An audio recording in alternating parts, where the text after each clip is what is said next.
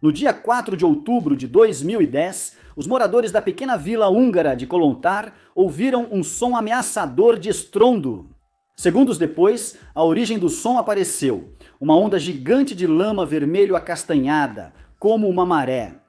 A substância inundou casas, destruiu carros, danificou pontes e engoliu pessoas antes que tivessem a chance de fugir para um terreno mais alto. Em poucos minutos, as pessoas começaram a se afogar, sem nunca saber no que estavam se afogando ou por quê. Na verdade, levaria quase uma década até que as pessoas responsáveis por essa enchente bizarra e tóxica fossem finalmente identificadas.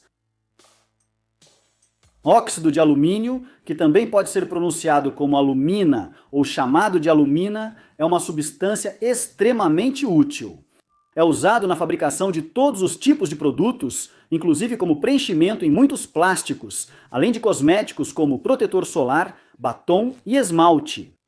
É usado na fabricação de vidro e como ingrediente em tintas metálicas ou refletivas. Também desempenha funções vitais em muitos objetos do dia a dia, desde placas de circuito até velas de ignição e varas de pesca.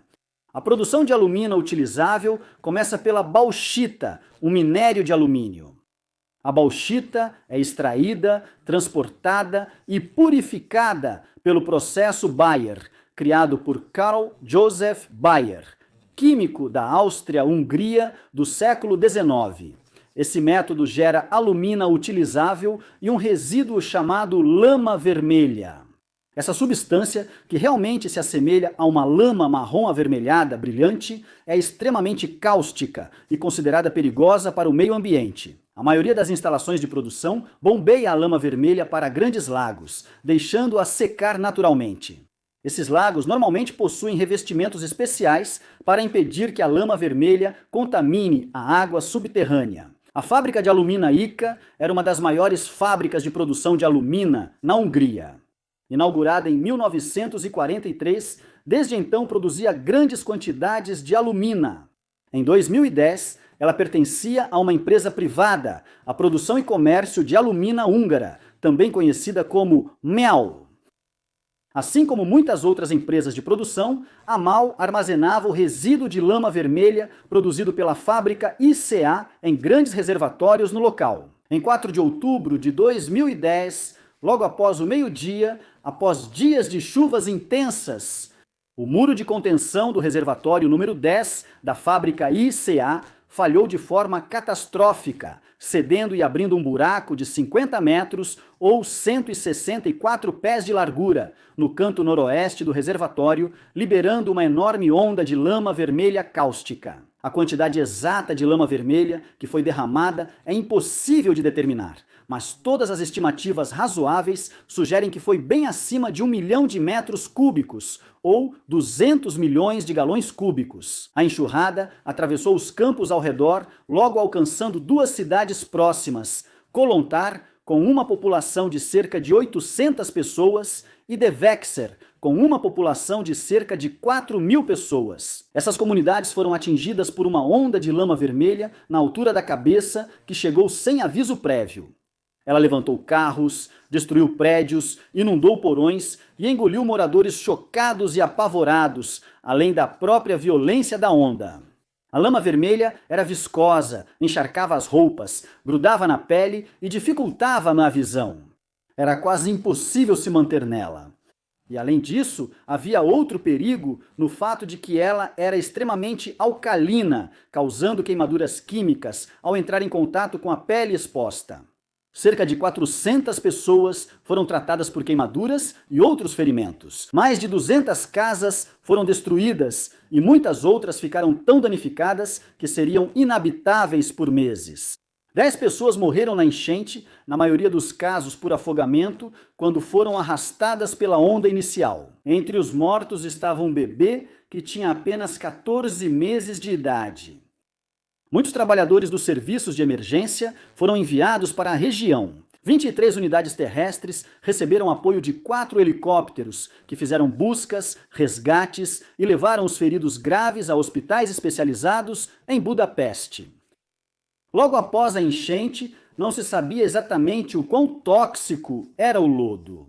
A empresa inicialmente subestimou a quantidade de lodo que havia sido liberada no acidente e também emitiu declarações afirmando que a substância não era tóxica. Pelos padrões da União Europeia, um diretor da empresa comparou a lama vermelha à tinta, insistindo que, embora obviamente não devesse ser ingerida, o contato físico com ela não era motivo de preocupação. O governo húngaro inicialmente concordou com essa avaliação e afirmou que o lodo poderia ser considerado não tóxico. Isso, é claro, não era verdade. A lama vermelha continha materiais venenosos como mercúrio e arsênico, além de ser alcalina, o bastante para causar queimaduras graves. Porém, as queimaduras da lama costumavam demorar para aparecer. Por isso, os trabalhadores de emergência não perceberam de imediato que haviam recebido instruções incorretas. Vários bombeiros sofreram queimaduras químicas desnecessariamente por trabalharem desprotegidos na lama que lhes haviam dito ser inofensiva, dentro de 24 horas. O governo passou a entender melhor a situação e os trabalhadores de emergência que ainda atuavam na área foram orientados a evitar contato desprotegido com a lama. Além disso, a parede de contenção danificada do reservatório número 10 foi inspecionada e concluiu-se que um novo colapso, levando a uma segunda inundação ainda mais grave, era possível. Por causa dessa possibilidade, toda a vila de Kolontar foi evacuada. Mesmo enquanto os reparos na parede de contenção da Lagoa de Lama eram realizados, um novo sistema de diques e barragens foi construído às pressas para conter possíveis inundações resultantes de novos rompimentos. À medida que a enchente avançava, ela foi desacelerando e se espalhando, mas continuou a infiltrar-se pelo interior da Hungria, chegando eventualmente aos afluentes do rio Danúbio. Agora, com o desastre imediato superado, surgiu uma preocupação de longo prazo. A enorme quantidade de lama derramada poderia ser desastrosa para o meio ambiente. No âmbito local, isso era verdade. Foram vistas faixas de vegetação morta e milhares de peixes e animais mortos ao redor do poluído rio Markle, após o vazamento. Um plano de emergência foi iniciado para tentar conter essa poluição à bacia do rio Markle e impedir que ela se espalhasse para outros córregos e rios, incluindo o Danúbio. Isso envolveu a construção rápida de barragens subaquáticas para desacelerar o fluxo do rio e permitir que a lama se depositasse.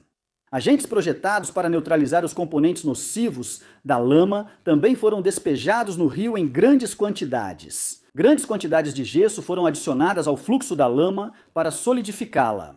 Como precaução, comunidades próximas a rios ou córregos que poderiam ser afetados foram alertadas sobre possível contaminação da água potável. Essas medidas desaceleraram e contiveram parcialmente a lama, mas um pouco da lama vermelha ainda chegou ao rio Danúbio, transformando o vazamento em um acidente internacional. O rio atravessava a Hungria e seguia para a Croácia, Sérvia e Romênia. Esses países também foram obrigados a implementar planos de emergência para mitigar os danos ambientais e impedir que a lama tóxica causasse qualquer dano aos seus cidadãos.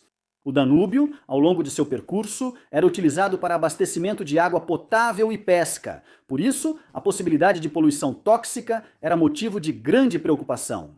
A fábrica de alumina ICA reabriu em 15 de outubro, cerca de 10 dias após o acidente. Na semana seguinte, a produção já havia sido retomada. A fábrica era importante para a economia do país e não podia ficar parada ao mesmo tempo. No entanto, o governo não estava disposto a confiar somente à empresa privada, que era a dona dela.